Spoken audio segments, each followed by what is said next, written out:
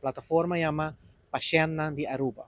Ok. Simples, óbvio, evidente, que está para paciente e está saliendo também for de grupo de paciente. Então, a ideia traz essa aqui está sobre a Aruba ser uma organização para boga e sair na defesa de direitos de paciente. Me te quero gente a nota que último tempo na que minha persona a dona hopi charla grátis também de direitos de paciente em diferentes bairros na Aruba, diferentes centros na organização. Não somente na Aruba, mas hasta interesse da Corsou.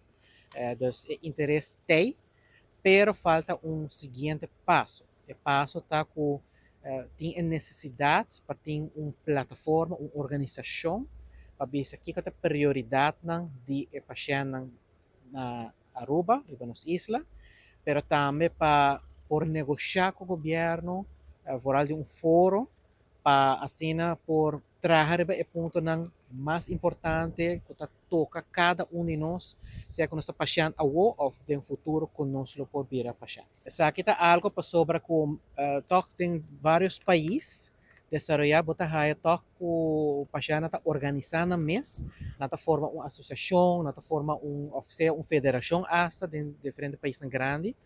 Pero na Aruba nós não estamos em nível A. Me tenho visto com vários associações que têm acaba na Aruba, hobby viaja está confrontando mesmo problema, correndo na portanto de interesse, ou luxo de tempo para porque da não organizar na mesa está um pouco difícil ainda, não na Aruba só, para a isla não.